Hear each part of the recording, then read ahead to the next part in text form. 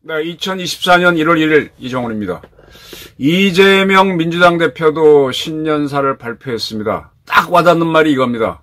정치는 결국 국민이 하는 것. 정치인이 펼치는 작전이 정치를 이끌지 않는다. 네, 바로 이겁니다. 이렇게 얘기했어요. 신년 인사회에서. 보통 정치 그러면 정치인들끼리 모여서 뭔가 작전을 하고 협의해서 끌어간다고 생각하지만 나는 그렇게 생각하지 않는다. 정치는 정치인들이 하는 것 같지만 결국 국민이 하는 것이다. 모든 권력은 오로지 국민을 향해 있어야 한다. 네. 주식시장에서 작전하는 사람들이 있죠. 그리고 요즘 손흥민 씨가 잉글랜드 프리미어 리그에서 많이 활약하는데 거기에 토트넘 감독이 작전을 짜죠. 그 작전대로 움직여서 이기기도 하고 지기도 합니다만 작전대로 연습을 시키는 것도 어렵고 그 작전을 펼쳤을 때 상대도 작전이 있기 때문에 충돌하게 되면 어긋나죠. 그래서 제가 군사작전도 만들어 놓고 그걸 그대로 하도록 연습을 시켜보면 허점이 늘어난다. 대표적인 게 했다치고 작전. 일기대대가 1시간에 4km 간다. 당연히 갈 줄 알고 연습 안 하고 해보면 실제로 들어가 보면 일기대대가 길에서 서서 쭉 양쪽으로 나눠 걸어 줄 서서 가다 보니까 1시간에 못 갑니다. 그럼 그 다음 계획이 다 어긋나니까 작전이 안 되는 거죠. 그런데 내가 상대의 작전이 또 있으니까 그게 우리 작전을 끊어버리면 엉키는 거죠. 그럼 결국은 누가 이기느냐? 의지가 강하고 임기응변이 좋은 쪽이 이기는 거죠. 정치 역시 여야 정치인들이 모여갖고 이렇게 하고 뭐 발표하고 그러면은 그거대로 될 것 같죠. 저도 뭐 많은 계획을 세우고 뭘 해보려고 약속도 하고 하지만 깨지는 게 뭐 안 되는 게 7할이죠. 뭐 어쩌다 3할 정도가 되는 거지. 정치 역시 마찬가지입니다. 그래서 옛날 마오가 그랬죠. 정치라고 하는 거는 물 위에 떠 있는 배와 같다. 이 배가 물을 지배하는 것 같지만 물이 한순간에 경로하게 되면 배는 버드러 꼬르락 정치인들은 골로 가는 겁니다. 배가 작전 짜가지고 물을 통제할 수 없습니다. 이재명 대표는 권력이란 것이 마치 내가 어딘가에서 싸워서 그야말로 뺏어온 내 것이라고 생각할 수 있다. 그러나 그 권력이란 것도 국민으로부터 나온 거고 오로지 국민을 위해 행사돼야 한다. 예. 내가 선거에서 쟁취한 것 같죠? 근데 국민들은 한순간에 표변합니다. 훅 하는 순간에 날아갑니다. 혁명처럼 날아갑니다. 상당히 옳은 이야기를 했어요. 정치가 해야 될 일들은 상황이 어려우면 어려운 상황을 타개하는 것이다. 네. 이 솔루션을 해야 됩니다. 공학하시는 분들을 쭉 만나보면 솔루션, 해법을 제시하는 게 자기 일이다 그럽니다.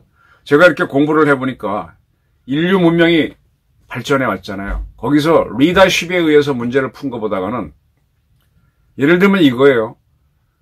삼국사기를 보니까 당태종이 고구려를 치러 올 때 약간 늦게 해동 이후에 출발하다 보니까 요택을 건네는데 요택이 진흙벌이 돼버린 거야.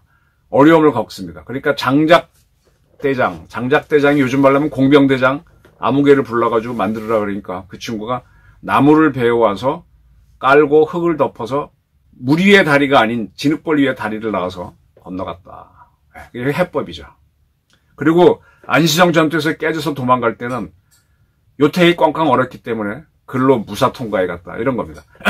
이렇게 이 문제가 있을 때 이 뻘을 통과하기 어려운데 다리를 놓고 나중에는 이제 거기다가 뭐 현대기술 같은 경우는 진짜로 기둥을 세워서 다리를 놔서 이렇게 기술이 문제를 해결해 주는 겁니다.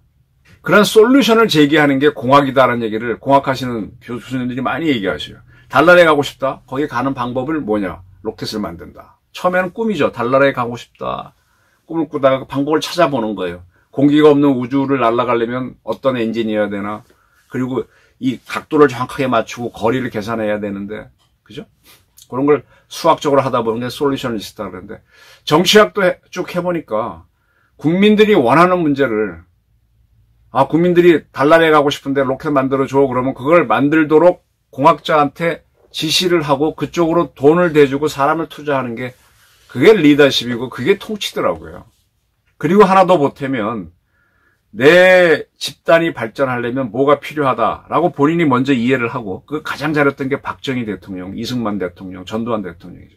박 대통령 같은 경우는 우리나라가 자원도 없고 뭐도 없으니까 무역을 해서 산다 해서 장사꾼 나라로 만들었잖아요. 그래서 가공무역이라는 건 무역 입국 딱 목표 세워놓고 투자를 하다 보니까 삼성전자, 현대자동차 모두 수출로 먹고 사는 기업이 됐죠. 그리고 우리가 4만 불 가까운 나라가 됐잖아요. 지도자는 그렇게 뭐가 필요하다는 예측을 하고 그걸 방향을 틀어서 투자를 하게 만드는 거죠. 그런 사람이 리더죠. 그래서 현재 어려운 가난 문제를 극복했습니다. 이재명 씨가 잘 얘기했어요. 정치가 해야 될 일들은 상황이 어려우면 어려운 상황을 타개하는 것이다. 타개하는데 방향을 제대로 세우고 그걸 성공시켜야 되죠. 물가가 오르면 물가가 오르지 않도록 노력하거나 오른 물가에 국민이 적응할 수 있도록 조치해 나가는 게 정치의 몫이다. 그렇죠. 일단은 물가가 오르지 않도록 물가 잡은 거의 다리는 전두환입니다. 박정희도 못했어요. 그리고 물가가 오른 만큼 국민 소득을 올려주면 사람이 적응을 합니다. 못 따라온 사람들이 있겠지만 또 더 많이 버는 사람도 있어서 적응을 합니다.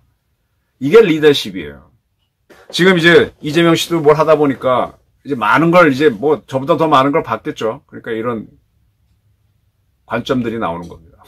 그리고 참 중요한 얘기를 합니다. 물가가 많이 올랐으니 아껴 써라. 난방비가 부담되니 덜 켜라라고 하는 건 대책이 아니다. 그건 방관자가 하는 말이다. 맞습니다.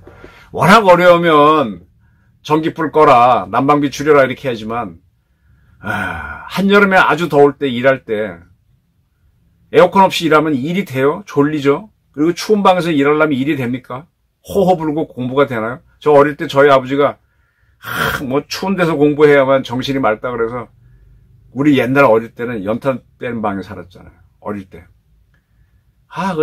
또 책상에 맨 운무게 있지 않습니까? 그거 앉아갖고 하면 그 방바닥은 뜨거워도 외풍 때문에 얼음이 오는 집인데 손이 얼마나 시려요. 공부가 되나요?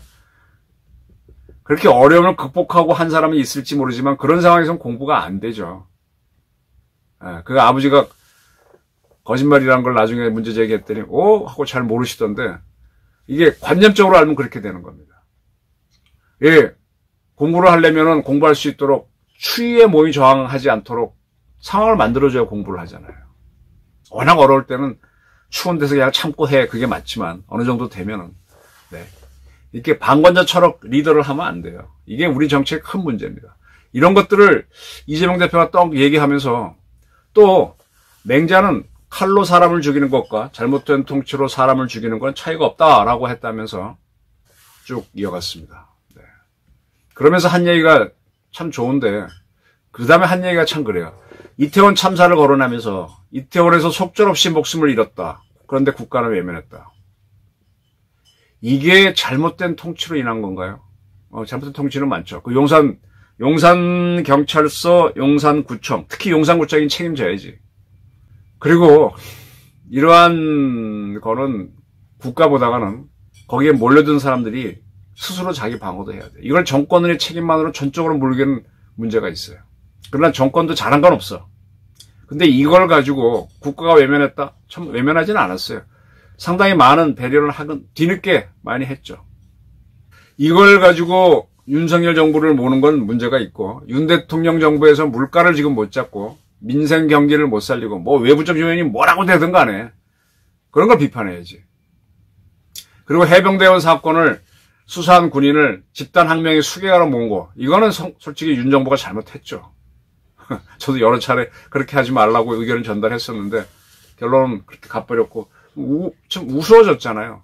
박정원 대령이 그렇게 엉터리가 아니고 대통령이 철저히 수사하는 대로 수사한 거잖아요.